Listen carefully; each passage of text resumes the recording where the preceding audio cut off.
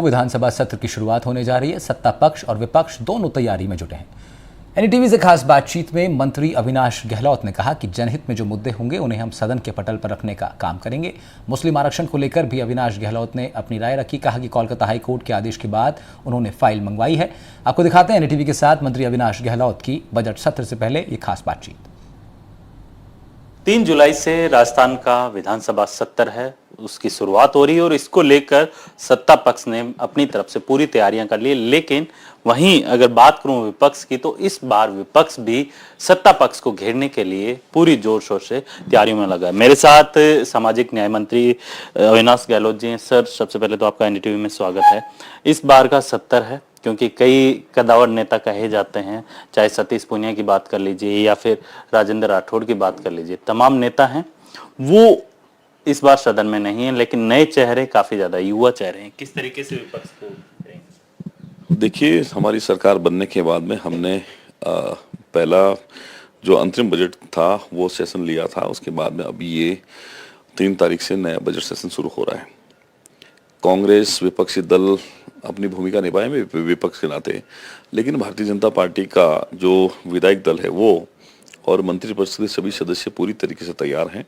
विधानसभा के हर मोर्चे पर, हर कदम पर सरकार मुस्तैदी के साथ में विपक्ष के सवालों का जवाब देने के लिए तैयार है। और विपक्ष के पास में ऐसा कोई विषय होगा भी नहीं कि वो सरकार के सामने ऐसी कुछ बात कर सके, लेकिन फिर भी विपक्ष होने के नाते उनकी बात रहेगी। और हम तो चाहते हैं कि वो जो जनहित के जो इश्यू हैं वो हमारे पास में रखें सरकार के सामने, ताकि हम उनका समाधान भी कर सकें और जो सच्चाई है उससे जनता को और विधानसभा को अवगत करा सकें। लेकिन सर, एक देखा गया कि आप किसी एक विशेष समुदाय के आरक्षण को लेकर आपने एक फाइल मंगवाई है, इसको लेके क्या कुछ रहेगा सदन के अंदर? देखिए, अभी जब कोलकाता हाईकोर्ट का फैसला आया था कुछ दिनों पहले, उसके बाद मेरे पास में जब मीडिया के बंधुओं ने पूछा था तो मैंने कहा मैं भी इसकी फाइल मंगवाता हूं, एक बार देखेंगे। कानून के सम्मत अगर कोई भी काम होता था हम अप्रिशिएट करते हैं, लेकिन कानून के विपरीत अगर कोई काम हुआ होगा, कोई फैसला भी हुआ होगा ऐसा निर्णय के आधार पर, तो उसकी समीक्षा करने का अधिकार है।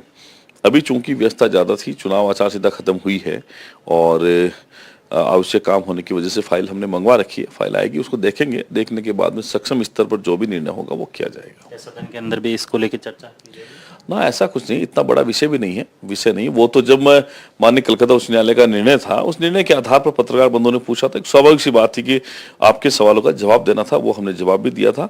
निर्णय करने की स्थिति में जब होगा तब आपको बताएंगे। एक वैसा जो अंग्रेजों के समय से जो कानून चलते आ रहे थे उनको खत्म करके भारतीय न्याय संहिता है वो आज से लागू कर दी गई है पूरे देश भर में, क्या कुछ रहेगा?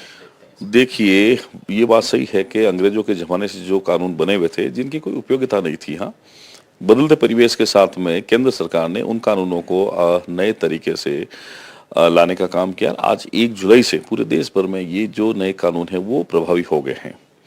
निश्चित ही जनता को इससे फायदा मिलेगा। और पहले भी मोदी सरकार ने बहुत से ऐसे कानून थे जिनको खत्म किया है, अनुपयोगी थे, वैसे ही किताबों पढ़े हुए थे जिनका कोई फायदा नहीं हो रहा था जनता को।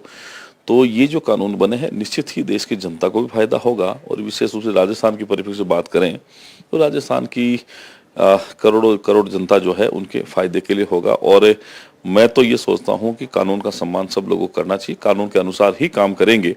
संविधान से बड़ा कोई नहीं है, कानून से बड़ा कोई नहीं है।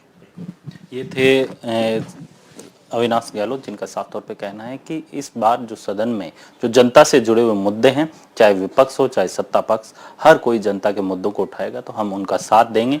लेकिन जो नए कानून बने हैं उससे देश हो या देश की जनता को न्याय जल्द से जल्द मिलेगा और जो लंबित मामले थे उनको लेके भी सुनवाई जल्द से जल्द की जाएगी। जयपुर से कैमरामैन जसराज के साथ वीरेंद्र सिंह शेखावत, एनडीटीवी।